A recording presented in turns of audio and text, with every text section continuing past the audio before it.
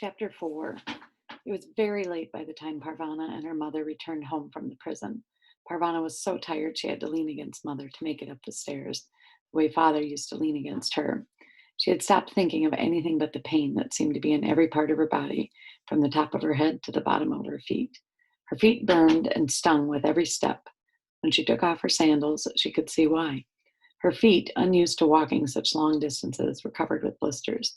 Most of the blisters had broken, and her feet were bloody and raw. Nuria and Miriam's eyes widened when they saw the mess of Parvana's feet. They grew wider still when they saw their mother's feet. They were even more torn up and bloody than Parvana's. Parvana realized that Mother hadn't been out of the house since the Taliban had taken over Kabul a year and a half before. She could have gone out.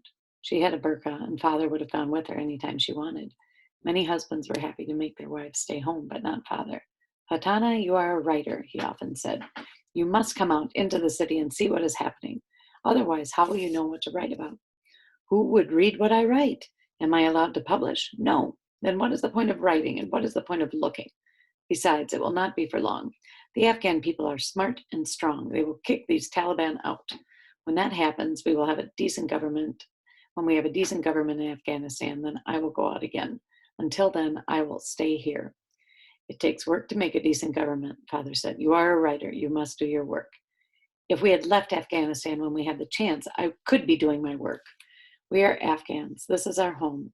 If all the educated people leave, who will rebuild the country? It was an argument Parvana's parents had often. When the whole family lived in one room, there were no secrets. Mother's feet were so bad from the long walk that she could barely make it into the room.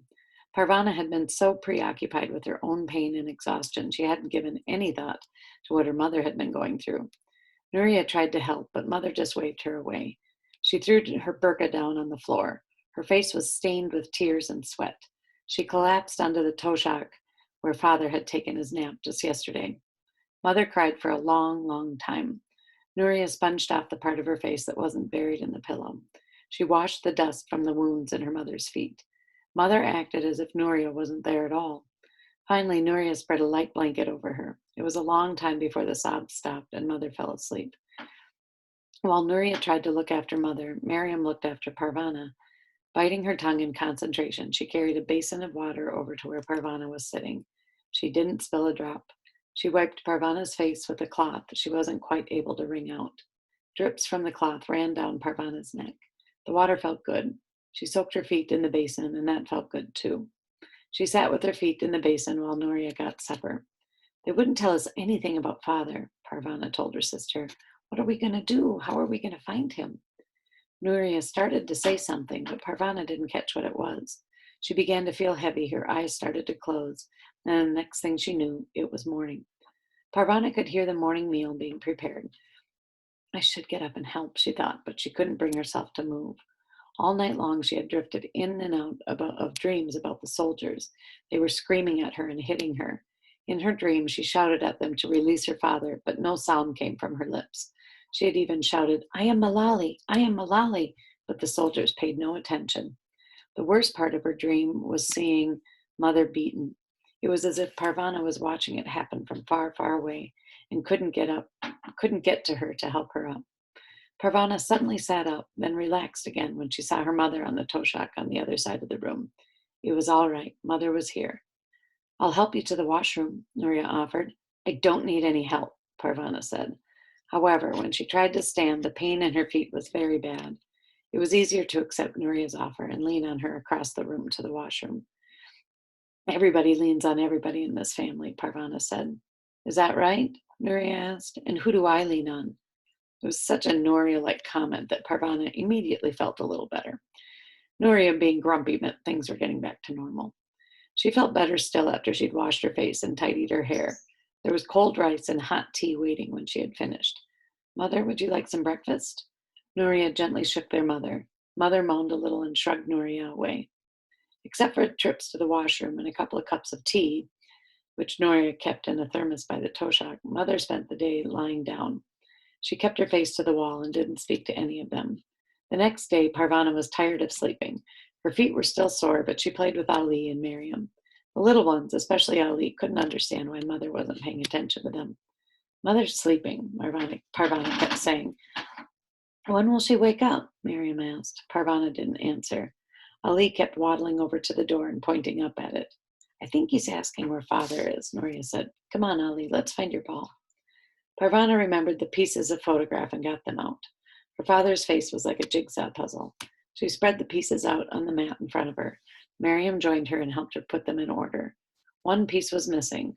All of Father's face was there except for part of his chin. When we get some tape, we'll tape it together, Parvana said.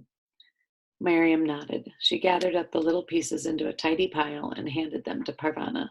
Parvana tucked them away in a corner of the cupboard. And the third day barely creeped along. Parvana even considered doing some homework just to pass the time, but she was worried she might disturb her mother. At one point, all four children sat against the wall and watched their mother sleep. She has to get up soon, Nuria said. She can't just lie there forever. Parvana was tired of sitting. She had lived in that room for a year and a half, but there had always been chores to do and trips to the market with Father. Mother was still in the same place. They were taking care not to disturb her. All the same, Parvana thought if she had to spend much more time whispering and keeping the young ones quiet, she would scream. It would help if she could read, but the only books they had were Father's secret books. She didn't dare take them out of their hiding place. What if the Taliban burst in on them again? They'd take the books and maybe even punish the whole family for having them. Parvana noticed a change in Ali. Is he sick? She asked Nuria. He misses Mother. Ali sat in Nuria's lap. He didn't crawl around anymore when he was put on the floor. He spent most of the time curled in a ball with his thumb in his mouth. He didn't even cry very much anymore. It was nice to have a break from his noise, but Parvana didn't like to see him like this. The room began to smell, too. We have to save water, Nuria said, so washing and cleaning didn't get done. Ali's dirty diapers were piled in a heap in the washroom. The little window didn't open very far. No breeze could get into the room to blow the stink away. On the fourth day, the food ran out. We're out of food, Nuria told Parvana. Don't tell me. Tell Mother. She's the grown-up. She has to get us some. I don't want to bother her. Then I'll tell her. Parvana went over to Mother's toshak and gently shook her. We're out of food. There was no response. Mother, there's no food left. Mother pulled away. Parvana started to shake her again. Leave her alone, Nuria yanked her away. Can't you see she's depressed? We're all depressed, Parvana replied. We're also hungry. She wanted to shout, but she didn't want to frighten the little ones. She could glare, though, and she and Nuria glared at each other for hours. No one ate that day. We're out of food, Nuria said again to Parvana the next day. I'm not going out there. You have to. There's no one else who can go. My feet are still sore. Your feet will survive, but we won't if you don't get us food. Now move. Parvana looked at Mother, still lying on the toshak. She looked at Ali, worn out from being hungry and needing his parents. She looked at Miriam, whose cheeks were already beginning to look hollow, and who hadn't been in the sunshine in such a long time. Finally, she looked at her big sister, Nuria. Nuria looked terrified. If Parvana didn't obey her, she would have to go for food herself. Now I've got her, Parvana thought. I can make her as miserable as she makes me. But she was surprised to find that this thought gave her no pleasure. Maybe she was too tired and too hungry. Instead of turning her back, she took the money from her sister's hand. What should I buy? She asked.